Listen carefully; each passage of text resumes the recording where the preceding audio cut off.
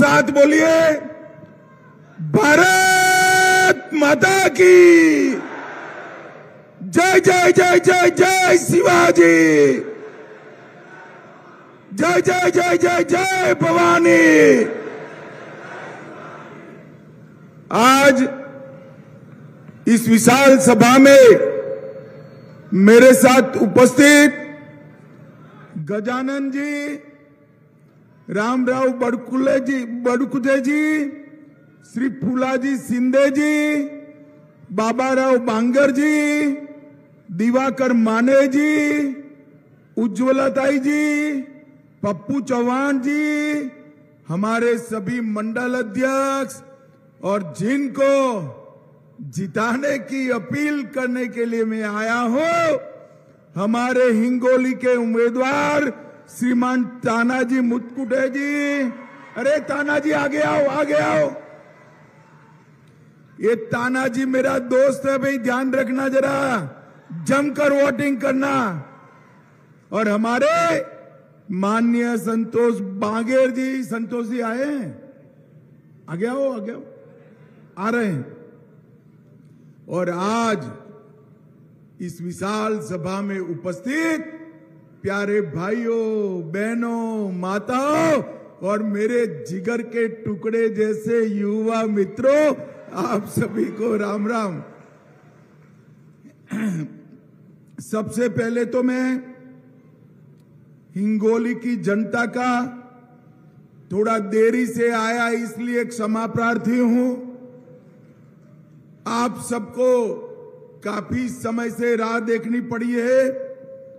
मैं हिंगोली के देवता विठोबा और पवित्र औंढा नागनाथ ज्योतिर्लिंग को प्रणाम कर कर मेरी बात की शुरुआत करता हूं। भाइयों बहनों, आज गुरु नानक देव जी का जयंती है। आज विनोबा भावे जी का भी पुण्यतिथि है और आज आदिवासियों के महान स्वतंत्र सेनानी भगवान बिरसा मुंडा की 150वीं जयंती है। ये तीनों को मैं प्रणाम कर कर मेरी बात शुरू करना चाहता हूं। भाइयों बहनों, जब मैं आज हिंगोली आया हूं तब आने वाली 20 तारीख को आपको मतदान करना है, मगर मेरा आपसे निवेदन है कि एक एमएलए चुनने के लिए, सरकार बनाने के लिए मतदान नहीं करना है। भाइयों बहनों, आगामी चुनाव तय करने वाला है कि महाराष्ट्र छत्रपति शिवाजी महाराज और सावरकर के रास्ते पर चलेगा या औरंगजेब के रास्ते पर चलेगा, ये तय करना। हमारी महायुद्ध ने कोई कंफ्यूजन के बगैर छत्रपति शिवाजी महाराज और वीर सावरकर का रास्ता चुना है। और ये गाड़ी जो है, ये औरंगजेब फैन क्लब है, औरंगजेब फैन क्लब तय कर देना किसको चुनना है। ये महाराष्ट्र की संस्कृति की रक्षा का चुनाव, ये शिवाजी महाराज के स्वप्नों को साकार करने का चुनाव है और महान बाला साहेब ठाकरे के सिद्धांतों पर चलने वाली सरकार चुनने का सवाल है। अभी अभी ये राहुल बाबा यहां घूम रहे हैं, जानते हो ना राहुल बाबा को भाई, जानते हो? अब ये सोनिया जी है, उन्होंने अब तक राहुल बाबा को लॉन्च करने के 20 प्रयास किए। कितने किए भाई? 20। और 20 बार प्लेन क्रैश कर गया। अब मैं सोनिया जी को कहना वाला हूं, सोनिया जी, ये 21वां प्रयास भी फेल जाने वाला है। राहुल बाबा का प्लेन क्रैश होने वाला। अभी अभी हरियाणा चुनाव के अंदर राहुल बाबा ने ताल ठोक कर कहा कि हम तो जीत चुके हैं। इतना अहंकार, लोकतंत्र में इतना अहंकार, और परिणाम देखिए, हरियाणा में कांग्रेस का सुपड़ा साफ हो गया और भाजपा की सरकार बनी। मैं आज कहने आया हूं महाराष्ट्र की जनता को, पूरा देश मोदी जी के साथ है। महाराष्ट्र की हर लाडली बहना एकनाथ शिंदे और देवेंद्र फडणवीस के साथ है। महाराष्ट्र का हर गरीब एनडीए के साथ है। आने वाले दिनों में महाराष्ट्र में महायुति की सरकार बनने वाली है, महायुति की सरकार। भाइयों बहनों, मुझे बताओ, ये कश्मीर जो है हमारा है या नहीं है? ऐसे नहीं भाई, ऐसी आवाज नहीं चलेगी, जोर से बोलो, कश्मीर तक आवाज जानी चाहिए। कश्मीर भारत का है या नहीं है? ये कांग्रेस पार्टी जिन्होंने 70 साल तक धारा 370 को संभाल कर रखा, मोदी जी ने पलक झपकते ही धारा 370 को समाप्त कर दिया, समाप्त कर दिया। और अभी ये राहुल बाबा की कांग्रेस पार्टी ने प्रस्ताव पारित किया है कश्मीर में कि हम धारा 370 वापिस लाएंगे। राहुल बाबा, मेरी कान खोलकर सुन लो मेरी बात को। ये हिंगोली की पवित्र भूमि पर मैं कहकर जाता हूं, आप तो क्या, आपकी चौथी पीढ़ी भी आएगी, धारा 370 वापिस नहीं। भाइयों बहनों, 10 साल तक सोनिया, मनमोहन, शरद पवार की सरकार थी।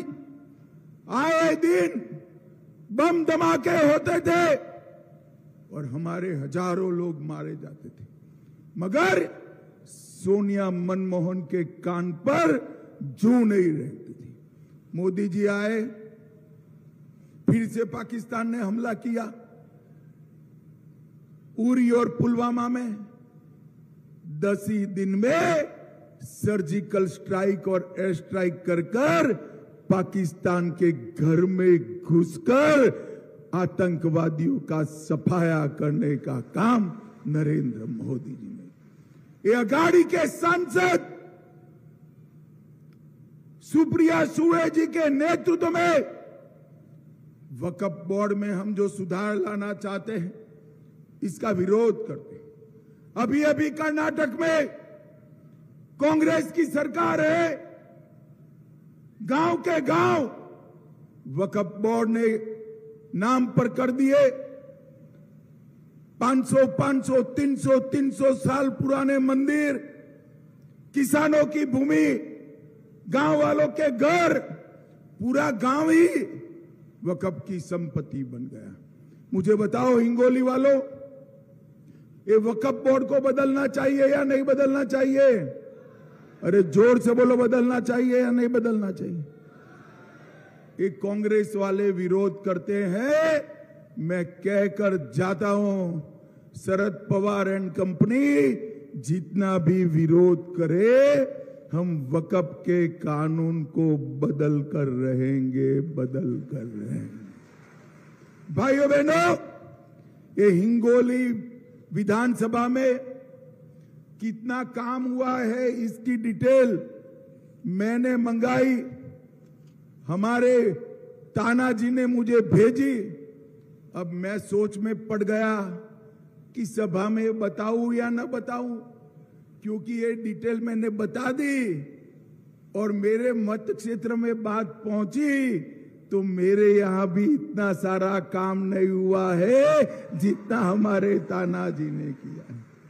लगभग 5,000 करोड़ रुपया एक विधानसभा में खर्चने का काम किया। 300 करोड़ से ग्रामीण सड़कों को कंक्रीट का बनाया। शहर के लिए 70 करोड़ से ड्रेनेज बनाए। और 84 करोड़ से घर घर में नल से जल बनाया। महान छत्रपति की प्रतिमा बनाई, भगवान बाबा उद्यान बनाया और गोपीनाथ मुंडे शेतकरी भवन भी बनाने का काम हमारे विधायक महोदय ने किया है। इसके साथ साथ केंद्र सरकार से 3300 करोड़ का नेशनल हाईवे 361 पर लोहा वारंगा फाटा खंड 90% काम पूरा। 2400 करोड़ का 161 नेशनल हाईवे पर अकोला मेदासी वासिम पांगरे वारंगा फाटा खंड 4 लेन का काम पूरा। 1500 करोड़ किसान संपदा योजना से पैनगंगा प्रोजेक्ट 740 करोड़। पोता पीपल गांव फूटे लिफ्ट सिंचाई योजना 400 करोड़। 100 विद्यार्थियों की क्षमता वाली मेडिकल कॉलेज हिंगोली में बनाने का काम किया और 215 करोड़ से 8 मिलियन क्यूबिक वाटर स्टोरेज का काम किया। इसके अलावे 2 लाख किसानों को हर साल 12,000 रुपया और अब यूटी की सरकार बना दो, ये 12,000 का हम 15,000 किसानों को भेजेंगे। 1,71,000 घरों में जल जीवन मिशन का पानी पहुंचाया। लखपति दीदी 25,000 बनाए और 3,84,000 आयुष्मान योजना के कार्ड बनाए, जिससे 5 लाख तक का गरीबों का पूरा इलाज मुफ्त हो गया। और अब किसी भी आय ग्रुप के 70 साल से वरिष्ठ व्यक्ति है, वो सभी के लिए और 5 लाख रुपए का इलाज करा दिया जाएगा। मतलब 10 लाख। 19,000 घर बनाए, 1,57,000 शौचालय बनाए और हिंगोली जिले में इसके अलावे लाड़की बहन योजना 220 करोड़ बहनों को चेक भेजने का काम किया। और अब महायुति सरकार बना दो, ये चेक 2100 रुपये का आएगा, 2100 रुपये का आएगा। सोयाबीन और कपास के किसानों को 125 करोड़ रुपया वितरित करने का काम किया। भाइयों बहनों, ये जो कांग्रेस पार्टी है, उसके अध्यक्ष खड़गे जी ने बताया कि भाई वादा करो तो ऐसा करो जो पूरा हो। क्यों ऐसा बताया मालूम है आपको? कर्नाटक में वादे किए, पूरे नहीं हुए। हिमाचल में वादे किए, पूरे नहीं हुए। तेलंगाना में वादा किया, पूरा नहीं हुआ। और मोदी जी का वादा पत्थर पर लकीर होता है, पत्थर पर लकीर होता है। भाइयों बहनों, हमने तय किया है कि दिव्यांग, विधवा और वृद्धावस्था में 1500 रुपया पेंशन कर दिया जाएगा और महाराष्ट्र की इकोनॉमी को $1 ट्रिलियन का करेंगे। और भाइयों बहनों, यहां हल्दी बहुत होती है या नहीं होती है? भाइयों, हल्दी, मोदी जी ने हल्दी के एक्सपोर्ट दुनिया भर में जाए, इसके लिए एक बोर्ड बनाया है। और महायुति सरकार ने बसमत में 500 करोड़ का बाला साहेब ठाकरे हरिद्रा प्रशिक्षण और संशोधन केंद्र बनाकर हल्दी के औषधीय गुणों पर चर्चा करना तय किया है। भाइयों बहनों, एकनाथ शिंदे और देवेंद्र फडणवीस की ये सरकार गरीबों को समर्पित सरकार है। गरीबों को घर, शौचालय, पीने का पानी, 5 किलो अनाज और इसके साथ साथ गैस का सिलेंडर और अब 5 लाख तक का इलाज भी मुफ्त, इस सारी व्यवस्था करी है। भाइयों बहनों, मैं यहां आया हूं तब आपको पूछना चाहता हूं, राम मंदिर बनना चाहिए था या नहीं बनना चाहिए? ऐसे नहीं, माताएं बहनें भी बोले भाई मंदिर का सवाल है, राम मंदिर बनना चाहिए था या नहीं बनना चाहिए था? 70 साल तक एक कांग्रेस पार्टी राम मंदिर को अटकाती रही, लटकाती रही, भटकाती रही। मोदी जी ने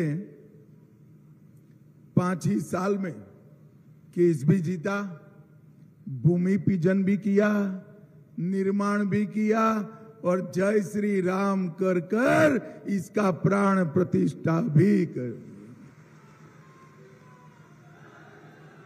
भाइयों बहनों, 550 साल के बाद, बाबर के मंदिर तोड़ने के बाद पहली बार रामलल्ला ने अपनी दीपावली भव्य मंदिर में मनाई है, भव्य मंदिर में मनाई।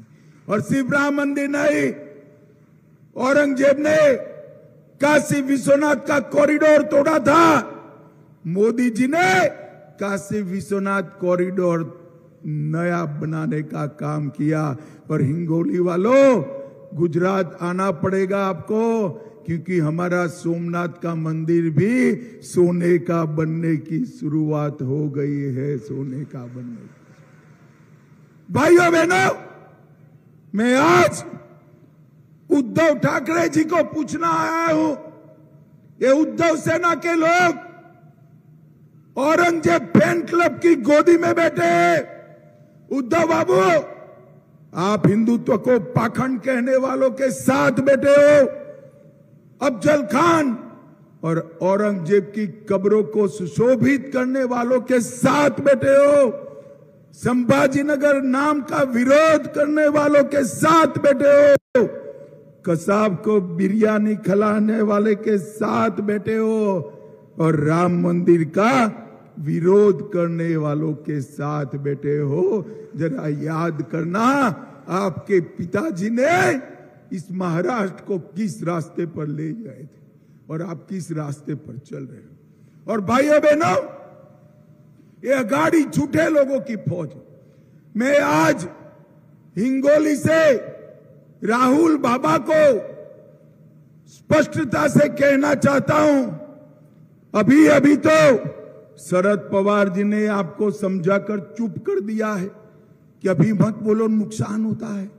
मगर राहुल बाबा, अगर आप साच अर्थ में सच बोलते हो तो 2 वाक्य वीर सावरकर के लिए अच्छा बोलकर बताओ। वीर सावरकर के लिए, अरे वीर सावरकर के लिए तो आप नहीं बोलोगे, मुझे मालूम है, मगर आपके साथी है उद्धव ठाकरे, उनके पिताजी महान बाला साहब ठाकरे, जिनका पूरा जीवन हिंदुत्व की सेवा में गया, बाला साहब का भी 2 मिनट वखान कर कर दिखा दो राहुल बाबा, 2 मिनट दिखा दो। उद्धव जी, हिम्मत है तो वीर सावरकर और महान बाला साहब ठाकरे के लिए राहुल बाबा से 2 शब्द बुलवा दो, अच्छे बुलवा दो, ये नहीं बोलेंगे।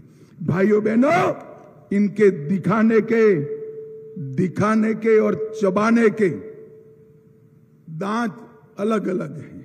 एक तरफ वो अजानों की अजान लगाने की प्रतियोगिता स्पर्धा कराते और दूसरी ओर हनुमान चालीसा बोलने वाले को जेल में डालते हैं। आपको तय करना है हिंगोली वालों, युति के साथ रहना है या अघाड़ी के साथ रहना है। भाइयों बहनों, हमारी महायुति की सरकार ने औरंगाबाद का नाम बदलकर संभाजीनगर किया, उस्मानाबाद का नाम बदलकर धाराशिव किया और अहमदनगर का नाम बदलकर अहिल्यानगर करने का काम सेना भाजपा सरकार ने किया।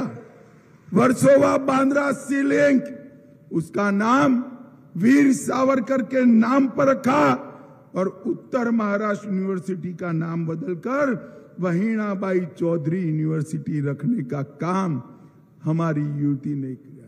राहुल बाबा, कभी कांग्रेस पार्टी ने जवाहरलाल नेहरू, इंदिरा गांधी और राजीव गांधी के अलावे किसी का नाम दिया है क्या?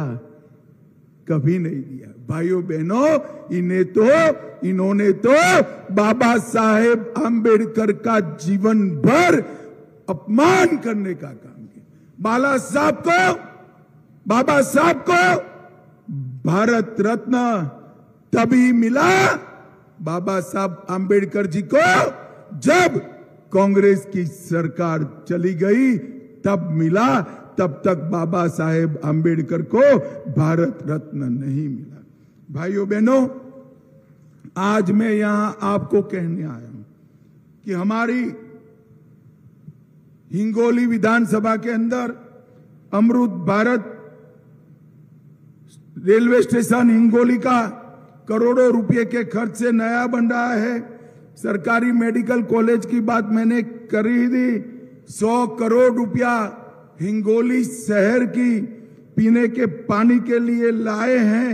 नरसिंह नामदेव मंदिर का सौंदर्यीकरण हो रहा है और जलेश्वर झील को हमेशा के लिए हरा भरा रखने के लिए नाले के साथ जोड़ने का काम भी हम कर रहे हैं। भाइयों बहनों, मोदी जी ने इस देश को सुरक्षित किया। किसी की हिम्मत नहीं है अब आतंकवाद फैलाने की। हमारे महाराष्ट्र को नक्सलवाद से मुक्त करने का काम नरेंद्र मोदी जी ने किया और नरेंद्र मोदी जी ने देश को समृद्ध करने का काम भी किया है। भाइयों बहनों, ये सोनिया मनमोहन की सरकार भारत को 11वें नंबर का अर्थतंत्र छोड़कर गई थी। 11वें नंबर का 5 ही साल में मोदी जी ने इसको 5वें नंबर पर लाने का काम किया। 5वें नंबर पर। और हिंगोली वालों, क्या ताली बजाते हो? 5वें नंबर से संतुष्ट हो? नहीं होना चाहिए। 2027 में हमारा भारत दुनिया का 3रे नंबर का अर्थतंत्र बन जाएगा। 3रे। माताओं, भाइयों बहनों, मैं आज आपको करबद्ध विनंती कर आया हूं। हमारे तानाजी मुटकुटे जी, तानाजी आगे आइए, और हमारे संतोष जी आगे आइए। भाई थोड़ा लेट आए शिवसेना के हमारे प्रत्याशी, जोर से ताली बजाओ उनके लिए। ये दोनों को प्रचंड बहुमत से जिताना है। जिताओगे क्या? अरे जोर से बोलो, माताएं बहनें भी बोले, अरे सॉरी, लाडली बहना भी बोले, जिताओगे क्या? कमल और धनुष बाण पर बटन दबाओगे क्या? मोदी जी के हाथ मजबूत करोगे क्या? हमारी महायुति की सरकार बनाओगे क्या? तो मेरे साथ दोनों हाथ उठाइए दोनों हाथ, विजय के संकल्प की मुट्ठी बींचे और प्रचंड आवाज से बोलिए, जय श्री राम, जय जय श्री राम, जय जय जय जय जय शिवाजी, जय जय जय जय जय भवानी। भारत माता की, भारत माता की, वंदे वंदे। सभी का बहुत बहुत धन्यवाद, आभार, नमस्कार। धन्यवाद अमित भाई। हम हिंगोली वाले आपको आश्वासन देते हैं कि बहुमत से ये दोनों जगह हम चुन के लाएंगे। हिंगोली जिला भारतीय जनता पार्टी की तरफ से अमित भाई का यहाँ स्वागत करने जा रहे हैं और धनगर समाज की तरफ से घुंगड़ी और